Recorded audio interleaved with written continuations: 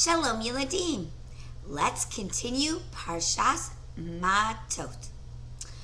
Hashem called Moshe and he said to him, Moshe, you are going to pass away very soon. But before that, you are going to go to war for the very last time. You are going to battle the country of Midian. Do you remember, Yeladim? It was the Midianim who came and made the Bnei Yisrael do Averos. Well, now that nation is going to be punished by Hashem. And Moshe Rabbeinu was going to be the leader in this battle. Well, when the Bnei Yisrael heard that Moshe was going to pass away after the war, none of the soldiers wanted to come and fight. They thought to themselves, we are not going to go and make a battle and cause Moshe Rabbeinu to pass away afterwards. Maybe if we don't go to war at all, Moshe Rabbeinu will live longer. We are not going to make this war happen. We love Moshe Rabbeinu too much. Moshe Rabbeinu knew that the Bnei Yisrael loved him, but he also knew that he had to do what Hashem told him. So he went back to Hashem. And Hashem told him, okay, then you will have to put names in a hat, and they will be chosen from those names. Then you will have your army to go to war. Moshe Rabbeinu knew that usually it was the Nesi'im who put all the names of their shevet and then chose from them. But he also knew that the shevet of Shimon did not have a Nasi. And if all the Nesi'im were standing there and choosing names for their shevet, and shevet Shimon would not have a Nasi for themselves, then they would feel really bad. They would feel embarrassed because they knew that their Nasi had done a big Avera. And that would be embarrassing for that shevet. Moshe Rabbeinu would never embarrass anybody. So you know what he did? He called Pinchas. He said, this will be your reward for doing such a Kiddush Hashem. You will be the one who gets to choose these tzaddikim, these soldiers who are going to go out to war in the name of Hashem. What a great honor. What a kavod. So Pinchas put the names of all the people and he chose them. And finally, Moshe had a wonderful army. And Hashem was with them. They went out to their battle and they won. All the kings of Midian were killed.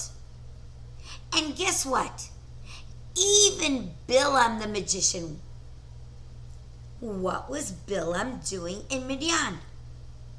Bilam did not live in Midian. Remember? He had to go on his donkey to get to Midian. So what was he doing there? Well, he was there because he thought he would get a reward from the king of Balak. King Balak. But instead, he got an onesh. He got killed with all of them because Hashem was not happy with them. Hashem was giving them a punishment for going against Klal Yisrael. Because you see, Yeladim, HaKadosh Baruch Hu protects us and takes care of us. And anyone who wants to harm us, when we're trying to do the right thing in the eyes of Hashem, Hashem is going to go to war for us. Well, after the war was over, Klal Yisrael, the army, were able to go into the country of Midian.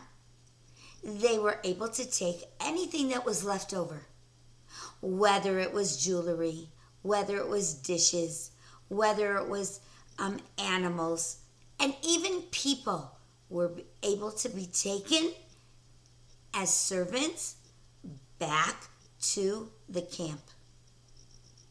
When they got back to the camp, again, Moshe Rabbeinu was feeling very sensitive. He cared about everybody's feelings. He didn't want the soldiers to take all those riches and all those things that they had captured for themselves. Because then those people who were left behind and did not go to war, maybe they would feel a little bit bad. So this is what he did. All the animals were shared amongst the Shvatim, except for Shevet Levi.